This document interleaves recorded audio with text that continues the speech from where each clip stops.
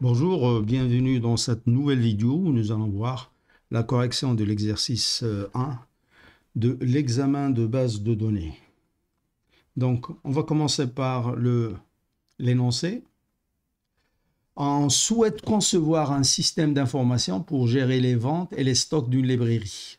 On dispose des informations suivantes. Donc, chaque livre est identifié par un code ISBN, unique bien sûr, et possède un titre. Pour simplifier, on va considérer qu'un livre est écrit par un auteur, puis un éditeur, un prix et un nombre d'exemplaires en stock. Chaque client est identifié par un numéro unique, un code client si vous voulez, et possède un nom, un prénom, une adresse, un numéro de téléphone et une adresse email. Et chaque vente qu'on effectue est identifiée par un numéro unique et concerne un ou plusieurs livres pour une quantité donnée à une date donnée. Une vente est associée à un client et un mode de paiement, carte bancaire, chèque, espèces, etc.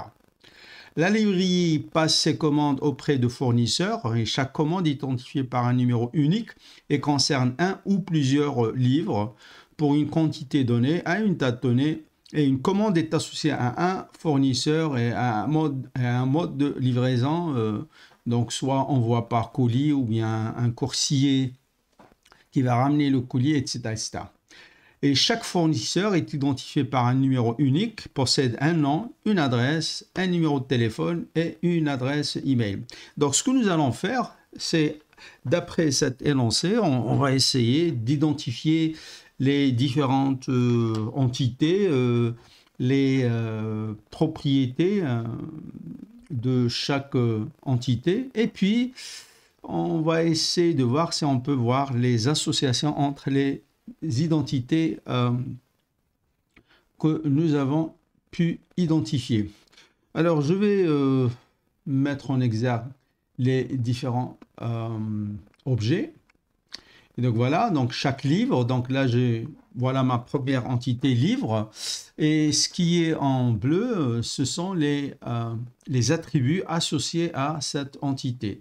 Donc le livre, il a un code ISBN, il a un titre, un auteur, un éditeur, un prix et un nombre d'exemplaires en stock. Puis chaque client, voilà donc une deuxième entité donc, qui va avoir un identifiant et les propriétés que j'ai énumérées ici. Chaque vente, voilà ma troisième entité. La vente, elle est identifiée par un numéro unique, une quantité et une date. Je vais revenir sur livre et client et je continue donc l'identification des entités et leurs propriétés. Là, je vais passer commande. Donc voilà la quatrième entité auprès de fournisseurs et chaque commande est identifiée par un numéro. Donc le numéro, l'identifiant de la commande, la quantité, la date et puis le mode de livraison. Chaque fournisseur, et donc voilà ma cinquième entité, identifiée par un code unique. Le fournisseur, il a un nom, adresse, téléphone, email. Alors maintenant, au niveau de l'énoncé, je peux voir les associations. Donc la vente, il concerne, donc il est associé, hein, la vente, l'entité vente, elle est associée, il concerne un ou plusieurs livres. Donc j'ai déjà identifié livre comme entité, donc voilà une première association. La vente, il est associé à livre. Et puis une vente est associée à un client. Et donc voilà, entre livre et client, j'ai ma première association qui est là. Et puis la commande, la livrée passée commande auprès de fournisseur. Le fournisseur, il a été identifié comme entité. Donc voilà une troisième association, fournisseur. Et chaque commande est identifiée par un et concerne un ou plusieurs livres. Et donc je viens de voir une autre association entre la commande et livre. Donc après avoir fait cette analyse, on arrive au dictionnaire de données. Donc le dictionnaire de données, bon, en fait, on peut le développer davantage, on peut réfléchir au type de chaque propriété ici identifiée, etc. Mais là, je me suis contenté de regrouper tout ce que nous avons identifié ici, nous avons coloré en bleu, dans un tableau de façon à ne pas avoir de propriétés qui se répètent. Et donc voilà, on a identifié l'ISBN, le titre, l'auteur, etc., etc. Et donc après avoir fait ça, on va essayer de mettre les propriétés dans les différentes entités que nous avons pu identifier. Et donc voilà, 5 entités, livre, vente, client, commande, fournisseur. Et puis, à partir du tableau précédent, je vais essayer de mettre les propriétés que nous avons pu trouver. Et donc, on trouve ça. Après, ce qu'il reste à faire, en fait, c'est juste de mettre les associations entre les différentes propriétés, entre les différentes entités, pardon. Donc, une proposition, c'est de mettre, par exemple, une association à acheter entre client et la vente. Donc, le client, il achète un livre à travers une vente que nous devons, mémoriser, etc.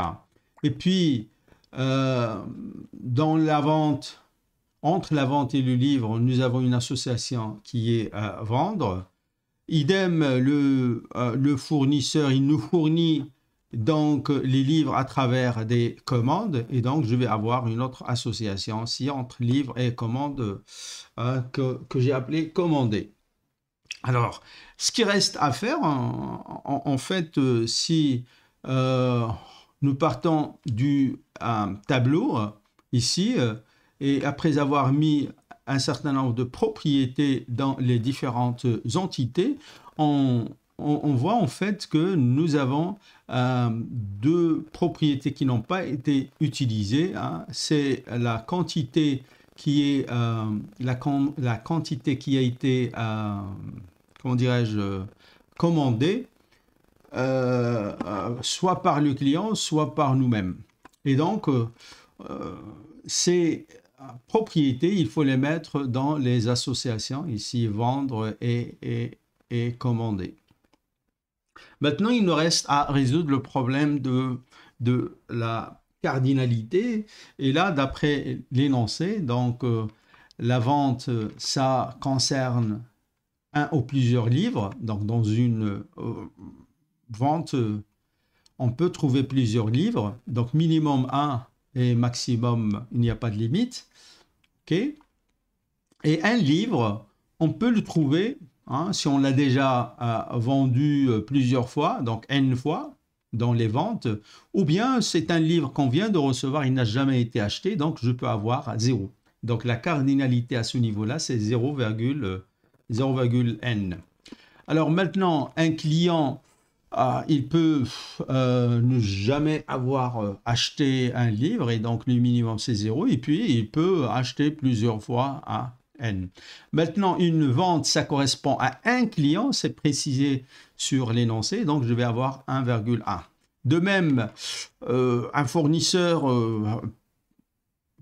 peut ne jamais avoir livré quoi que ce soit à notre librairie, donc le minimum c'est 0, ou bien on a commandé plusieurs fois des livres chez le même fournisseur, et donc le maximum c'est N.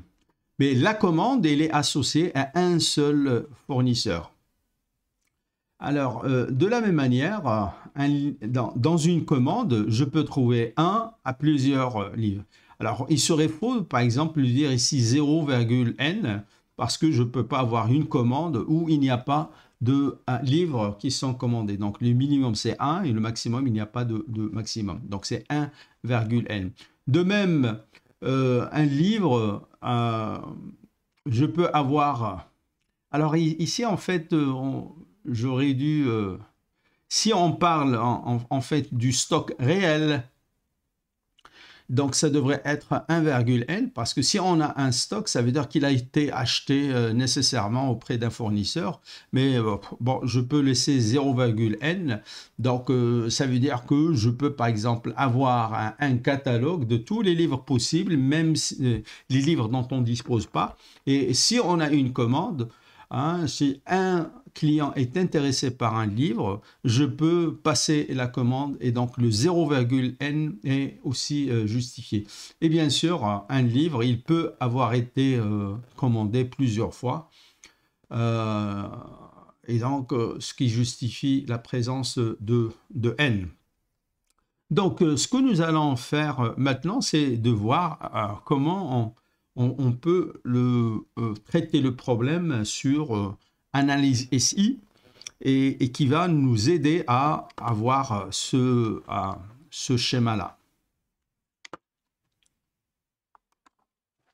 Donc, nous voilà sur analyse SI.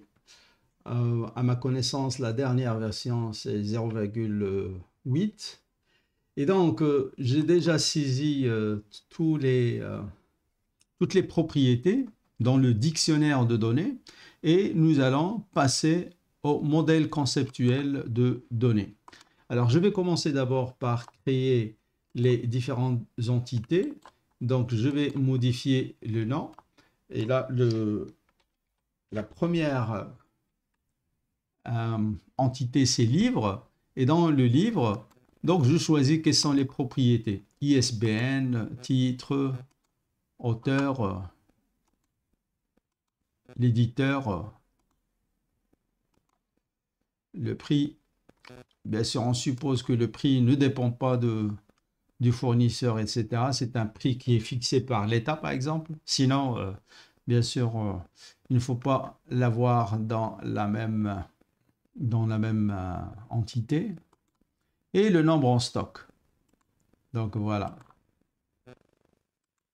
Donc voilà ma première entité,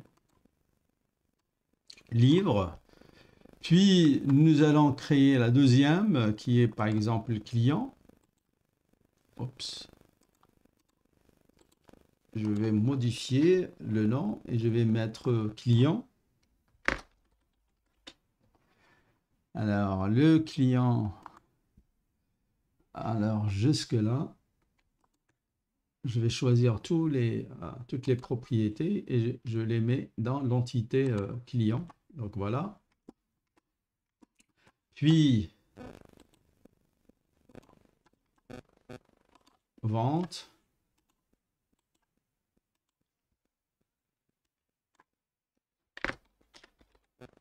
Vente. Alors, entre vente ID et le mode de paiement. Voilà. Et ainsi de suite.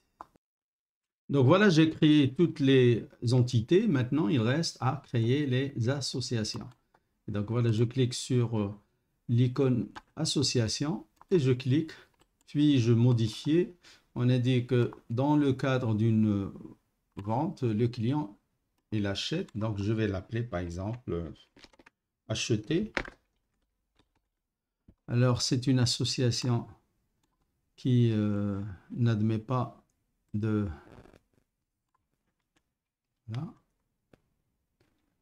qui n'admet pas de